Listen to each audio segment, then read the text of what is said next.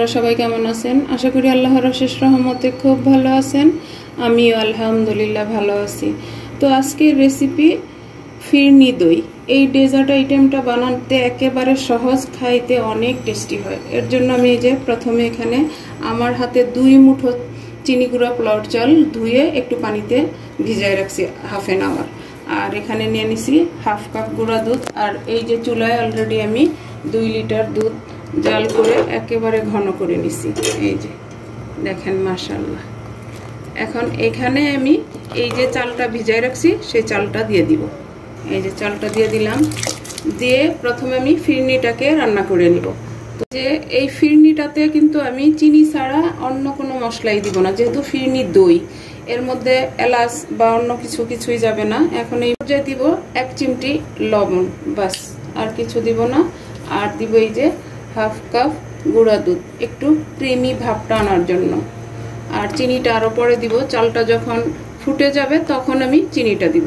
তো আজকের এই ফিরনি দই যদি আপনাদের কাছে একটুও ভালো লাগে তাহলে প্লিজ আমার চ্যানেলটাকে সাবস্ক্রাইব করবেন, লাইক করবেন, শেয়ার করবেন এবং কমেন্টস করবেন। এবং আপনাদের যত বন্ধু বান্ধব প্রিয়জন আছে সবার কাছে শেয়ার করে দিবেন, প্লিজ আমার সাথেই থাকবেন। যে এই পর্যায়ে দিয়ে দিব আমি চিনিটা। আর চিনি যে যতটুকু মিষ্টি খান অতটুকু দিয়ে দিবেন। এই যে আমি দিয়ে দিব হাফ কাপ চিনি, কারণ দইটাতে তো আবার মিষ্টি থাকবে, যার কারণে চিনিটা এখানে বুঝে শুনেই দিতে হবে। আর এই ফিরনিটা আমি চুলার আঁচটা মিডিয়াম রেখে কিন্তু রান্নাটা করে নিতেছি। মাশাআল্লাহ অনেক সুন্দর একটা ফ্লেভারও চলে আসছে। অলমোস্ট হাফ সিদ্ধ হয়ে গেছে, আর হাফ হলেই আমার ফিরনিটা রান্না করা হয়ে যাবে। দেখেন মাশাআল্লাহ আমার ফিরনিটা হয়ে গেল।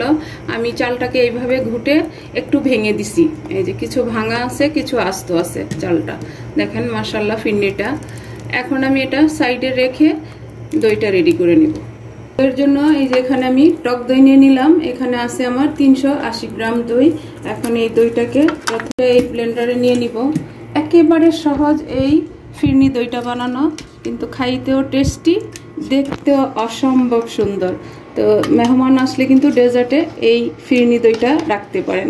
তো যাই হোক, আমার এই রেসিপিটা ফলো করে অবশ্যই আপনারা বাসায় বানাবেন। দিয়ে দিব আমি 1 কাপ কনডেন্স মিল্ক। একদম জমে গেছে, ফ্রিজে ছিল যার কারণে আসতেছে না। তো আমি চামচ দিয়ে নিয়ে নিব। আর চিনি লাগবে না, এটাতেই মিষ্টিটা হয়ে যাবে। এখন দিব আমি একটা এই যে পুরো চায়ের লুনা দুধ বা বন্নি মিল্ক। এই যে এখন আমি ভালো করে এটাকে ব্লেন্ড করে নিব। যে এরকম 2টা বাটি নিয়ে নিলাম আমি দইটা বানানোর জন্য। আর এই যে কালো কালো এটা কিন্তু বাটিটার ডিজাইন, আবার ভাববেন না যে কোনো ময়লা। তো এখন প্রথমে আমি দইটা তো ব্লেন্ড করে নিয়ে আসছি, প্রথমে আমি ফিরনিটা দিব বাটির মধ্যে। এই যে বিসমিল্লাহির রহমানির রহিম। এই দইয়ের মিশ্রণটা আমি এই ফিরনির উপরে ঢেলে দিব। ঢেলে আমি দইটা বানিয়ে নিব। এই যে দেখেন মাশাআল্লাহ বসানো হয়ে গেল।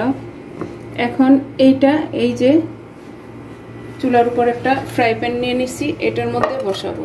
আমি কিন্তু চুলাটা জ্বালাই নাই, এমনিতেই আছে। যেহেতু আমি 2টা বসাবো এই জন্য একসাথে রেডি করে নিতেছি। এই যে মাশাআল্লাহ এখনই কিন্তু অনেক লোভনীয় লাগতেছে। তো প্লিজ আমার ভাই বোনেরা বাসায় অবশ্যই ট্রাই করে দেখবেন। এই যে বসিয়ে দিলাম। এখন আমি এই যে 1 মগ পানি দিয়ে দিব। বিসমিল্লাহির রহমানির রহিম। দিয়ে চুলাটা মিডিয়াম আছে, কমসে কম 20 থেকে 25 মিনিট রান্না করব। 25 মিনিটের মধ্যে ইনশাআল্লাহ আমার দইটা রেডি হয়ে যাবে। এই যে দেখেন হয়ে গেল আমার দইটা, চুলার উপরে রাখা আছে। এখন আমার দইটা অলমোস্ট হয়ে গেছে। এখন আমি দইটা নামাই নিব। নামাই একটু ঠান্ডা করব। ঠান্ডা করার পর তারপর আমি আপনাদের সাথে শেয়ার করতেছি যে আজকে আমার ফিরনি দইটা কেমন হয়েছে। তো আপনারা আমার সাথেই থাকবেন, কোথাও যাবেন না প্লিজ আমার ভাই বোনেরা। এই যে দেখেন আমি 1 ঘন্টা আমার এই ফিরনি দইটা ঠান্ডা করে নিলাম। এখন আমি আপনাদের সাথে শেয়ার করি আমি 3 ভাবে বানাইছি। এটা হলো মাটির হাঁড়িতে বানাইছি, আর এই যে কাচের বাটিতে বানাইছি, এটাও মাটির হাঁড়ি, আর এই যে প্লাস্টিকের ওয়ান টাইম বাটিতেও বানাইছি। তো এখন আমি আপনাদের সাথে শেয়ার করব যে আজকে আমার ফিরনি দইটা কেমন হয়েছে। এই যে এখন আমি এখান থেকে একটু কেটে নিব। তো আমি তো এখন খাবো, কিন্তু আমার প্রিয় ভাই বোন কারোর তো আমি খাওয়াইতে পারতেছি না। আপনারা অবশ্যই বাসায় ট্রাই করে খেয়ে দেখবেন। মাশাল্লাহ মাশাল্লাহ, দইটা দেখেন, লুকটা দেখেন, এই যে মাশাল্লাহ, যেমনি দেখতে সুন্দর খাইতেও তেমনি টেস্টি হবে। তো আমি একটু ট্রাই করি। বিসমিল্লাহির রহমানির রহিম।